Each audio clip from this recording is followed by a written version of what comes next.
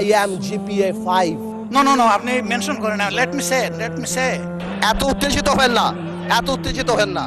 Order.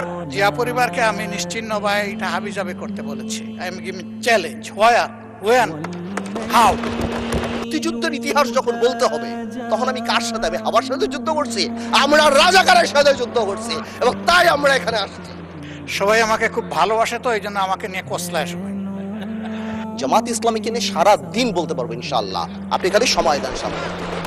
এই যে নাহিদ ভাই কই আজকে হ্যাপি বার্থডে বললাম, সে দেখি আগে গুলি নাকি আগে খাবে। কে মারবে ভাই তোমার? গত সপ্তাহে লক্ষ্য করলাম আমাদের মাননীয় প্রতিমন্ত্রী বিদ্যুতের সংকট নিয়ে কথা বলার সময় আমাদের অমিত সাহেব একটা জায়গায় একটা ওয়ার্ড ইউজ করলো, ফ্যাসিস্টের অব্যবস্থাপনা। আমি মনে করি এটা অনেক সফট এবং মাইল্ড একটা ওয়ার্ড ব্যবহার করা হয়েছে। আওয়ামী লীগ আমলে কোনো অব্যবস্থা হয় নাই বিদ্যুৎ খাতে। আওয়ামী লীগ আমলে হয়েছে লাগামহীন দুর্নীতি আর চুরি বিদ্যুৎ খাতে। আর্টিফিশিয়াল ক্রাইসিস ক্রিয়েট করা হয়েছে মাননীয় স্পিকার। গ্যাস উত্তোলন করা হয় নাই বাপেক্স দিয়ে, ফেয়ার করা হয়েছে তৌফিক এলাহি সাহেবকে দিয়ে, যেটা ছিল সম্পূর্ণ একটা ব্লাফ। তারপর কুইক রেন্টাল দিয়ে কুইক ডিস্ট্রয় করা দিয়ে হয়েছিল এই দেশকে, এবং সেই বোঝা আমরা এখনো বয়ে বেড়াচ্ছি।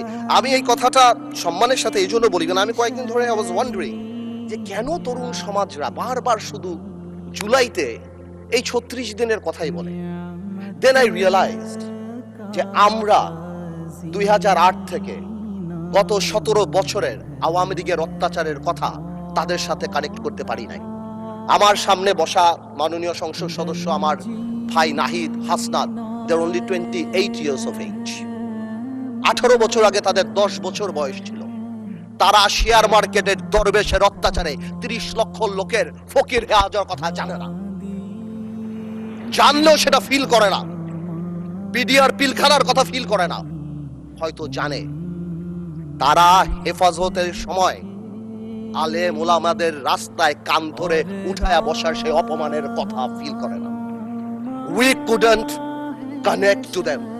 তারা হয়তো শুনেছে, তারা জানে না এই পার্লামেন্টকে কিভাবে নষ্ট করা হয়েছিল। ইয়াবাবদি, who is a Pablo Escobar, সবচেয়ে বড় ট্রাক লর্ড এই দেশে, তাকে এখানে বসানো হয়েছিল। মমতাজকে বসানো হয়েছিল। তৎকালীন রাষ্ট্রপ্রধানকে এখানে বসে হযরত উমরের সাথে তুলনা করা দেওয়া হয়েছিল। হযরত উমরের সাথে তুলনা করে দেওয়া হয়েছিল। এখানে বসে তৎকালীন রাষ্ট্রপ্রধান